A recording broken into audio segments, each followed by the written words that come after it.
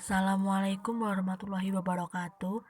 Saya Bivalvia Agustin Rizkian Saputri dari kelas Ekonomi Syariah Fakultas Ekonomi dan Bisnis Islam IAIN Ponorogo. Pada video kali ini, saya akan membahas takrij hadis. Yang pertama, definisi takrij hadis. Yang kedua, urgensi takrij hadis. Yang ketiga, perkembangan takrij hadis. Yang keempat, metode takrij hadis. Yang kelima, prinsip-prinsip dasar takrij hadis. Dan yang keenam, manfaat takrij hadis. Definisi takrij hadis. Takrij merupakan derivasi dari kata koroja yang berarti keluar atau kebalikan dari kata dukul yang berarti masuk. Takrij secara etimologi berarti mengeluarkan. Mahmud Al-Tohan mendefinisikan takrij sebagai penelusuran atas lokasi hadis dalam sumber asli yang menyebutkan hadis beserta sanadnya, untuk kemudian dikaji kualitas hadisnya. Sementara hadis menurut terminologi berarti segala sesuatu yang disandarkan kepada Rasulullah, baik penyandarannya itu valid, hadis sahih dan hasan, ataupun tidak valid, dhaif dan maudhu. Dalam prakteknya, hadis juga berlaku pada asosiasi ucapan dan perbuatan kepada sahabat, hadis mauquf dan tabi'in, hadis maqtu. Urgensi takrij hadis. Sadar akan pentingnya hadis dalam Islam, para ulama klasik merumuskan konsep yang dapat dijadikan pedoman dalam menyeleksi hadis yang disebut dengan ulumul hadis atau ilmu-ilmu hadis. Perumusan ini dilakukan karena muncul hadis-hadis palsu pada awal Islam. Kajian kesohihan hadis diawali dengan kajian atas sanadnya. Ketika kualitas sanadnya sudah ditetapkan, maka penilaian hadis itu sama dengan penilaian sanadnya. Sebagai alat ukur penilaian kualitas hadis, para ulama merumuskan kriteria kesohihan hadis, yaitu ketersambungan sanad, seluruh perawinya bersifat adil dan dobit, dan tidak ada syadz dan ilah. Kajian atas matan dilakukan untuk memperjelas matan dan untuk memastikan maksud dari ajaran yang terkandung di dalamnya. Seiring berjalannya waktu, kajian atas sanad dan matan hadis semakin berkembang dan matang secara epistemologis. Hal ini sebagai jawaban atas banyaknya hadis palsu yang beredar. Keprihatinan yang mendalam di kalangan ulama terhadap upaya pemalsuan hadis mendorong mereka untuk membakukan standar kesohihan hadis yang kemudian berlanjut pada proses atau tradisi penakrijan hadis. Perkembangan takrij hadis. Pada awalnya, takrij dilakukan sebatas untuk mengetahui letak sebuah hadis pada sebuah kitab, kemudian diteliti kualitasnya jika diperlukan. Penelusuran yang dilakukan dalam proses takrij hadis berujung kepada kitab atau literatur yang menyebutkan hadis beserta sanadnya yang dimiliki sendiri oleh penulis kitab, hingga tersambung sampai Rasulullah. Kitab atau literatur ini disebut sebagai kitab sumber asli atau al-masadir al-asliyah. Sebenarnya takrij hadis berhenti setelah kita mengetahui kitab atau hadis yang menyebutkan sebuah hadis beserta sanadnya. Kemudian menelusuri lokasi hadis dengan mengetahui terlebih dahulu kualitas hadis berdasarkan penilaian atas sanadnya. Ulama pada masa klasik belum mengenal takrij karena banyaknya hafalan dan luasnya wawasan akan hadis.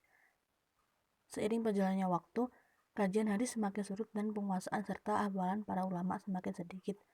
Para pengarang kitab seperti fikih dan tafsir seringkali menyebutkan hadis tanpa menyebutkan sanad.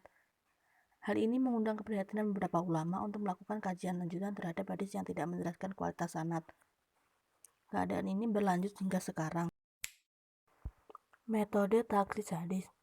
Menurut Mahmud Al-Tohan, ada 5 metode yang digunakan dalam menakrij hadis. 1. Metode indeks nama sahabatnya. Pengguna metode ini harus mengetahui nama perawi hadis yang akan ditakrij, kemudian mencari pada hadis yang berdasarkan urutan nama. Metode ini berlaku pada kitab-kitab musnad, mu'jam, dan atraf. 2. Metode kata pertama dalam matan. Metode ini digunakan ketika ingin mengetahui dengan pasti ungkapan awal pada lafal dari matan hadis.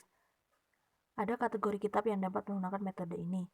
Pertama, kitab-kitab mengumpulkan hadis yang matanya sudah populer di tengah masyarakat luas. 2. Kitab-kitab yang disusun berdasarkan abjad huruf pertama matanya. 3. Kitab miftah dan fihris, atau kitab yang disusun berdasarkan indeks matan hadis. 3. Metode indeks kata. Metode ini digunakan dengan cara mencari kata-kata yang terdapat dalam matan hadis dan tidak banyak digunakan dalam ungkapan sehari-hari.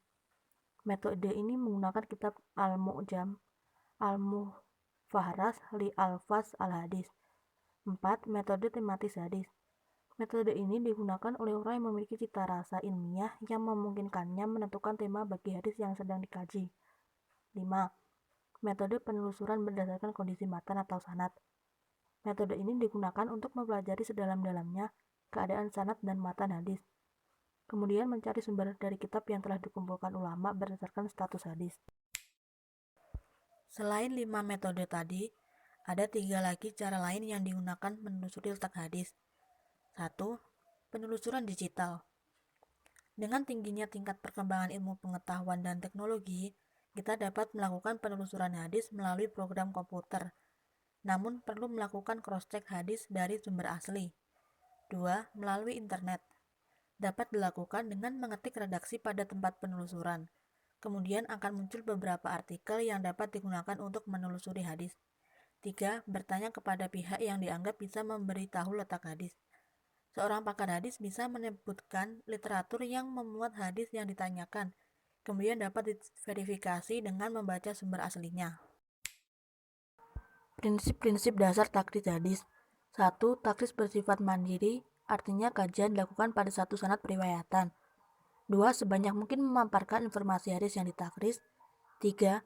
Sebuah hadis seringkali diriwayatkan melalui lebih dari satu orang sahabat. Jika ada ketentuan, maka sahabat tersebut dicantumkan dalam mata rantainya. 4.